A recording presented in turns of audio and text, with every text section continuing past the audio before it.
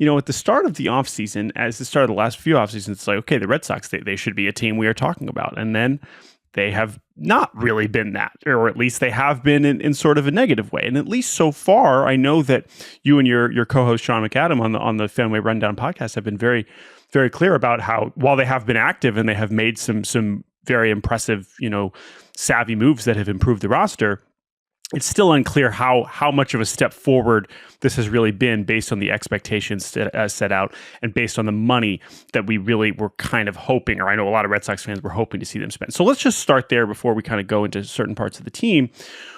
Where does that come from? Is that fair? Because I think a lot of neutral fans, a lot of fans of teams who have quite literally done zero are looking at this Boston Red Sox roster and saying, all right, like they have added some pretty good players. So at this stage, as we flip to January now, do you consider this a successful offseason so far, or do you still identify it as like a lot of work left to do? Yeah, I mean, the big shock here is New Englanders being impatient. Who would have ever seen that one coming? Because I couldn't have. I think, it's just, and that's the way they are. It's what makes Red Sox fans great. They're educated, informed. They don't take BS. We saw that last year with the full throttle comment, and they haven't, let ownership and Tom Werner and Sam Kennedy and everybody live that down in, a year plus now. And they were promised, the same thing of, going kind of, if not all in, pretty close to deliver a team capable of winning the AL East. And to this point, I mean, they've made, let's probably call it the biggest trade, that anybody's made for Crochet. And they've added a guy in Buehler who can be really, really good when healthy and when at his best. So your rotation is, I think, a lot better than it was last year, where Tanner Houck was an all-star and the ace in the first half. And he is, your number 3, your number 4 heading into next year. I think that the leaps are big in terms of the rotation. So yes, I like Crochet. I like Buehler. From a baseball perspective, Aroldis Chapman does make them better. I do think that it is just the start of what their offseason should be. They still need a bat. They could still use a relief arm. And as we get here to January 2nd, I think fans and, as we talked about on our pod the other day, Sean and I, like, people anticipated that, maybe more money would have been spent to this point. To me, Crochet, you get that done via a trade. You get Buehler done in the 1-year pillow deal. You get Chapman instead of Tanner Scott for a much cheaper salary. Okay, now you have the room to go kind of do whatever you want on the free agent market. And I've been saying all along, blowing away Teoscar Hernandez with a big offer was always the easiest thing. It would be a great fit. He'd be perfect at Fenway. He'd be perfect on this team. I don't think, made him an offer, which is a very, very confusing aspect of this. And now, as they get to, the second half of this offseason, it's a little unclear where they go from here. Yeah, and free agency is obviously a two-way street. It's easy for us to say, like, well, yes, they obviously could have afforded to pay him a lot more than the Dodgers did. And, maybe we will learn more about those negotiations. The fact that to your understanding, they'd make an offer is pretty stunning because of how obvious he appeared to fit what they needed. But I mean, that point, as you said, there's a legitimate chance they were just resigned to, hey, I'm only talking to the Dodgers. I'm going back there no matter what, which a lot of people did think about him. Sure. But, why not try is my question. Yeah, no, that's valid. And I want to get back to the pitching more specifically, especially with some of the recent news, Giolito talking about, being ready for opening day and the concept of 6-man rotation. I want to get to that in a second. But the money aspect is interesting to me because you're trading, now they trade a lot of prospects, right? But I mean, Crochet's barely making anything. And we talk about Buehler being that 1-year deal.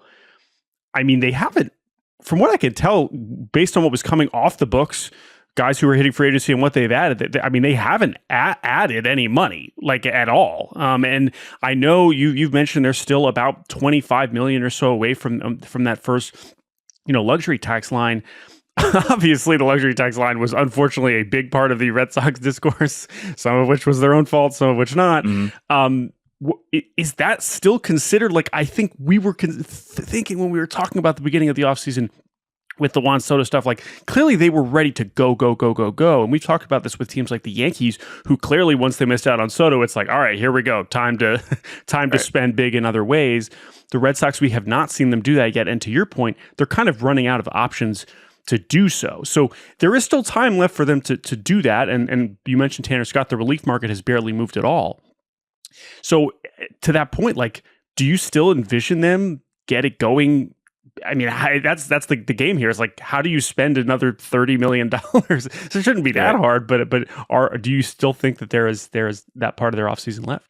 I mean, they did, they offered 190 to Fried. So, Yeah. they were trying to spend, and they pivoted to Crochet, and they just, they liked both guys. They could have probably gotten both guys if they, obviously signing Fried wouldn't have ruled them out on Crochet because, dipping into different, parts of what you're spending. So, Bregman, I think, looms as the guy that fans are excited about. He's still the top guy on the market. To me, I think it's an interesting fit, but one that's not, the cleanest in a lot of ways. It's a guy that I think, has shown signs of decline. There is obviously the relationship with Alex Cora, which is now a good one. That's not always been the case, but Cora is voting for him and wants him. And I do think they'd benefit from an adult in the room, a guy who's won championship pedigree. All that stuff is worth something. Is it worth $200 million?